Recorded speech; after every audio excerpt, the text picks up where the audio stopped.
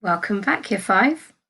This is lesson 3 out of 10 history lessons with the theme of community around them, based on a particular part of British history, the Windrush generation. Let's make sure that we have everything we need to begin today's lesson. Are you ready? You'll need something to write with, a pen, a pencil, and something to write on. Maybe you've got a book that you can use, just some plain paper. Pause the video if you need to go and collect those items before we continue with the rest of today's lesson. So we're going to start today with a quick activity that's going to get us thinking. Hopefully, after yesterday's little sneak peek, you went away and had a little think about what you already know about some of these characters. If you'd like to take the time to discuss this with anybody else that's with you at the moment, please stop the video and join us in just a moment. Okay, for those of you that maybe don't know these characters, William Shakespeare was famous for writing plays. At the end of the reign of Elizabeth I, Queen Elizabeth I, and during her reign, he produced many plays, some comedies, some tragedies, some that you may have heard of, things like Macbeth or A Midsummer Night's Dream, maybe even The Tempest. And these plays have been studied by children throughout Britain and all over the world ever since. So I'm sure you'll come across him soon enough if you haven't already. Next up on our triangle is Roald Dahl.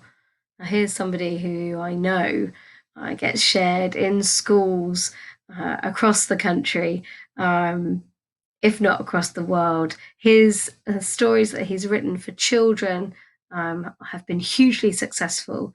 If you don't know his books, you may have seen films that have been inspired by his stories. For example, The BFG, The Big Friendly Giant, Matilda, even, or Charlie and the Chocolate Factory, are all Roald Dahl's ideas.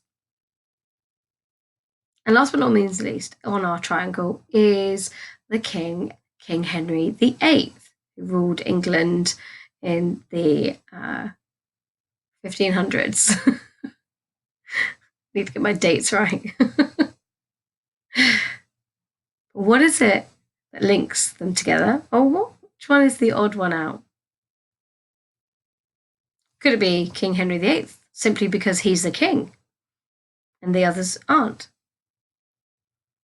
Could it be that Roald Dahl is the odd one out because he is known for writing specifically for children?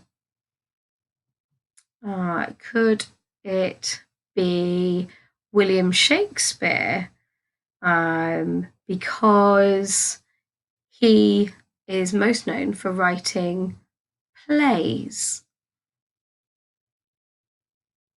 What's your idea?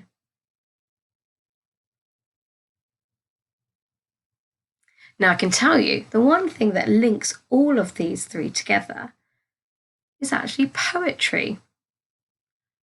It's something that all three of these iconic figures all did. Here we go.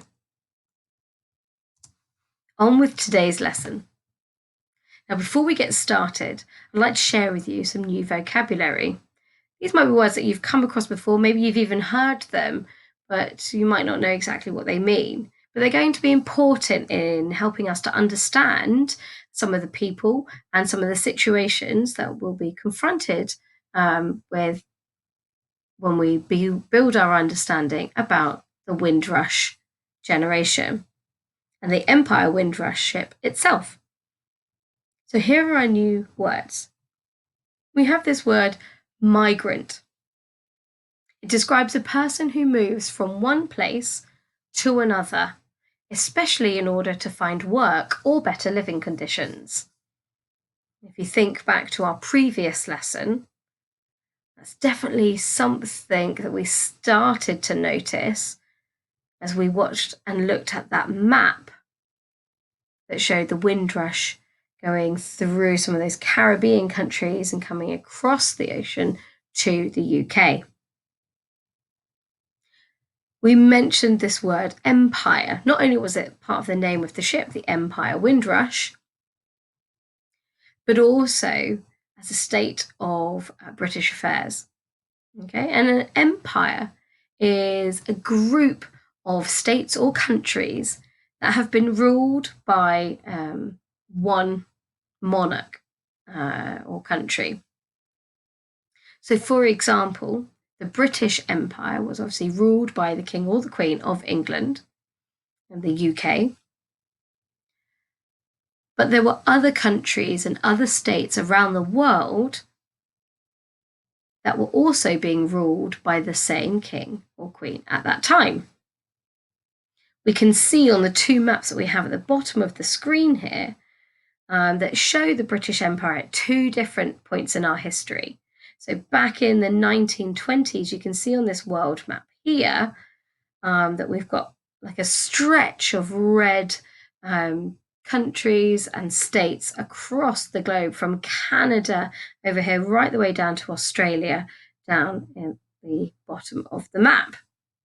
And these were all, anything in red there was all under the rule of the British Empire in the 1920s. And we can see that by the 1950s, that has changed quite dramatically. There are far less red coloured in spots or even purple on this map that show Britain to be ruling over them. We've still got Canada there, we've still got Australia, but you'll notice that a lot of the countries and states in and around Africa and Asia are no longer present. And we've got this word colony. A colony is a country or an area that is under the full or partial political control or control of another country. Okay, so when we talk about a country or a state that is being ruled by another one, they are known as colonies. So, for example, if we look at these maps, Australia in the 1920s and in the 1950s would be considered a colony of the British Empire. Feel free to pause the video now if you'd like to take a little bit more time to fully understand these three new words.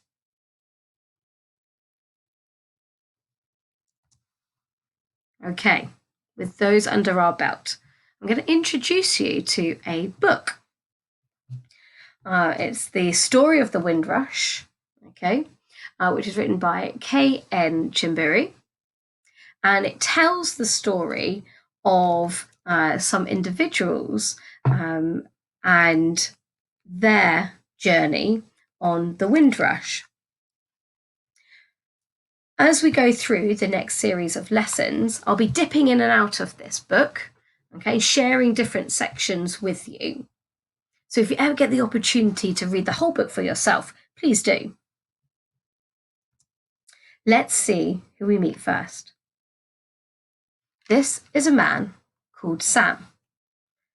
And in 1948, there was a young man called Sam King who lived in Jamaica, an island in the Caribbean. Sam was unhappy. The living conditions on the island were not good, and there weren't many jobs available. Sam just wanted to leave. Sam had left Jamaica before. He had travelled to England a few years earlier to help Britain during the Second World War. In those days, Jamaica was a British colony. For hundreds of years, several European countries owned colonies all over the world. Britain had the most colonies. Sam applied for a job with the Royal Air Force, or the RAF, in England. He passed the tests and initial training in Jamaica, then travelled to England with other volunteers. After 3 more months of training, Sam worked for the RAF in England as an engineer. You can see there is a photograph that was taken in England in June 1944, and it shows 1,000 Caribbean Royal Air Force volunteers arriving in Liverpool. So whilst our subject matter is about the Empire Windrush, and our story here is about the Windrush, we need to start by understanding and reminding ourselves about the events that had happened before, in that Second World War. It was a time when Britain had to pull the people in its colony together in order for them to defeat the enemy. And it did so by enlisting people from across the colonies to join the RAF, the Army, the Navy, and deployed them as troops across Europe during the Second World War.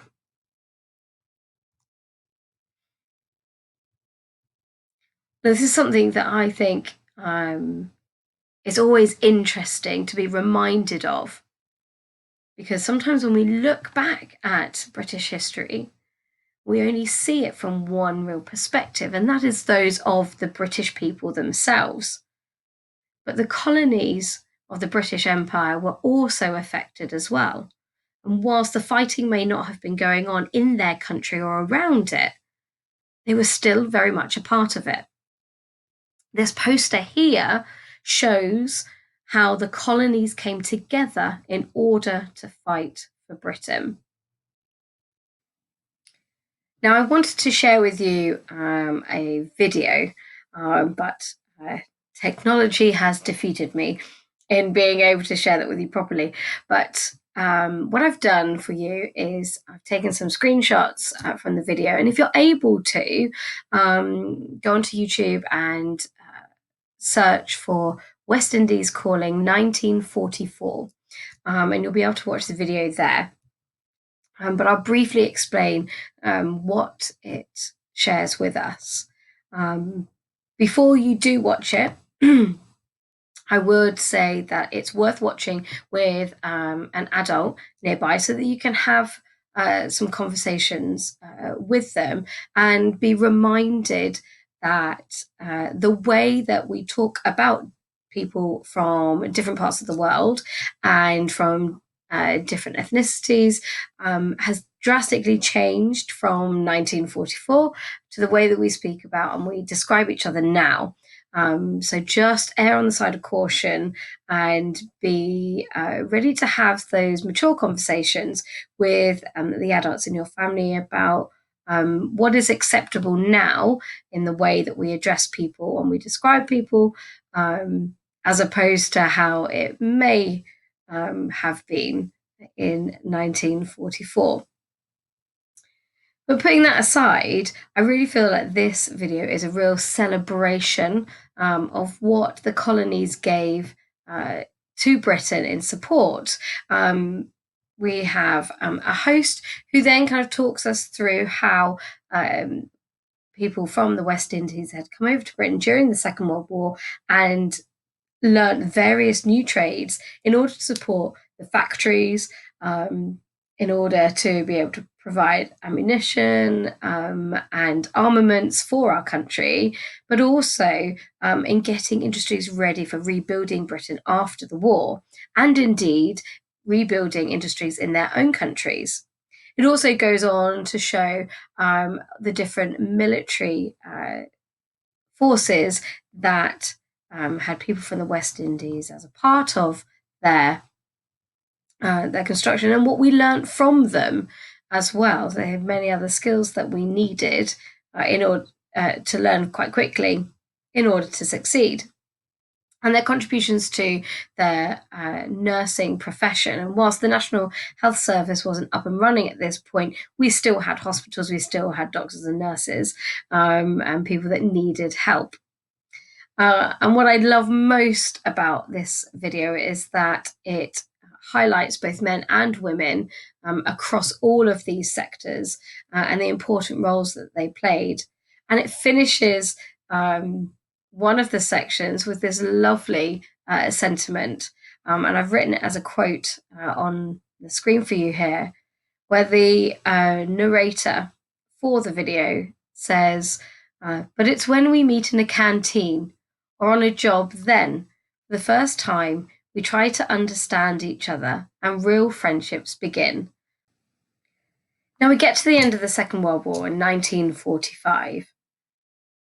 And a lot of those people that have been helping to serve for British forces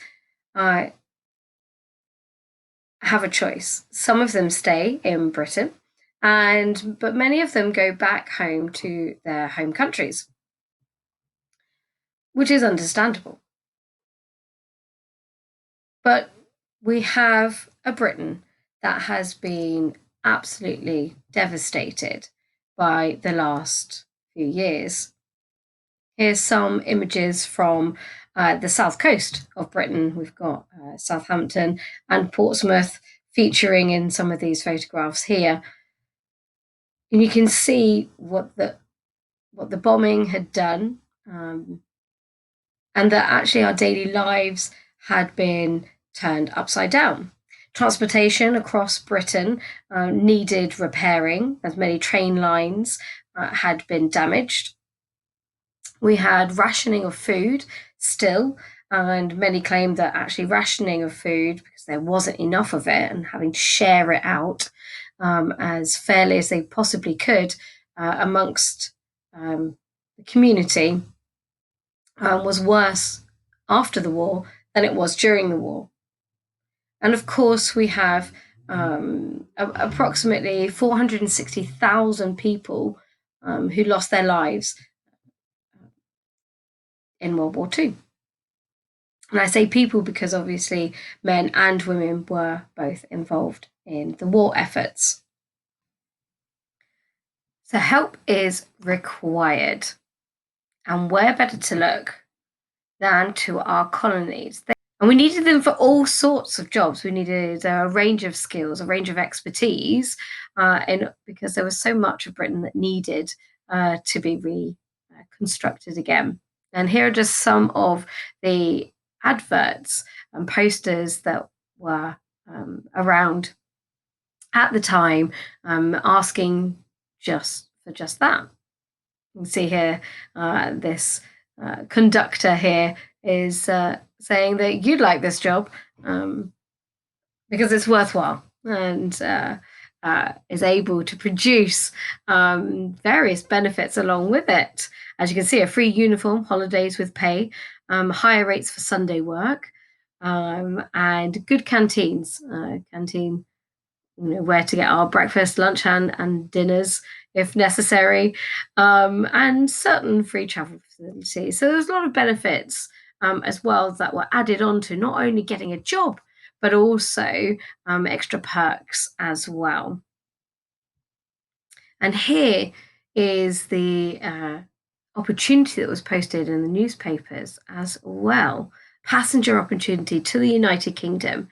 Troop ship Empire Windrush, and there she is, that ship that we saw in our previous lesson, sailing about the 23rd of May, and you can see that for cabin class it was £48, and on the troop decks £28, and that amount of money probably equates to 3 or 4 months worth of pay in today's money, and in some areas even more. So it was quite a lot of money to sail over to the UK for an opportunity that they hoped would bring many benefits to them.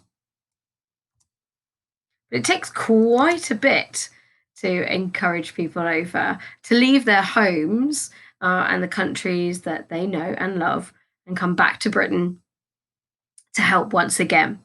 So your task today is going to be to build your own job advertisement to encourage people to work in Britain after World War II. You could do it in a poster form, or you could simply write out the words that you would use in order to do this job. Think about what types of jobs will need more people in Britain to help it rebuild itself. Think about what skills you might need in order to be good at that job as well. So, for example, if we needed more farmers, you might need to be very good at understanding plants and what they need, about working outside as well for long hours. So, not being too worried about getting soaked in the rain. But also, if you were a builder, you might need to be quite strong. You may need, again, to be happy to work in some more challenging conditions as well. And what will be expected of you when you get that job? How many hours might you need to work each day? What kind of things might you need to endure over that time? How might you need to be dressed? What might you need to provide for it? Or what might you be given? And how will you reassure or persuade them to join? What's going to make that an attractive job for them? Have a look at this orange section here where I have had a go at putting something together myself. Builders and carpenters required! Exclamation mark. I needed urgently. Help to rebuild Britain in all its glory, one brick and one community at a time. I've used that first sentence a bit like a tagline to draw them in, a little bit like our poster over here. It's a worthwhile job, mine, by any standards. I play a necessary part in keeping London moving, and I enjoy driving the world's finest buses. Something that's going to attract them in and make them feel good about being a part of this sector. Then go on and started with an adverbial. Highly skilled bricklayers, tilers, and carpenters are needed to piece together the homes of our war heroes and their families. We need dedicated workers who work quickly and with precision to construct walls, lay flooring, and assemble roofs. So I thought about those skills that I might need to be good at that job.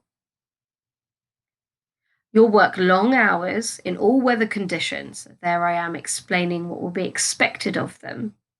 But you'll be rewarded with decent pay and one hot meal a day. You'll also be able to rest well at night, knowing that you've done your bit to help a nation get back on its feet. And there I am trying to reassure and persuade them. I'm sure there's lots of other things that I could be putting in there. Maybe a rhetorical question. Maybe I could add in some brackets or parentheses with some extra details in there. Maybe some examples of what maybe somebody else's opinions are, just like this poster here. I might even need to add on an address or a place that people can go to if they'd like to apply for the job.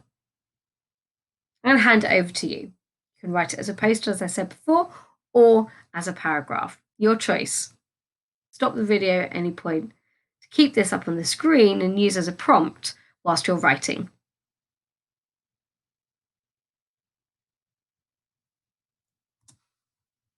Here's a little sneak peek about what to expect next time. Something to mull over in your minds for our starter activity. We've got invaders and settlers. Okay, but who is who? I'll see you tomorrow. Bye bye.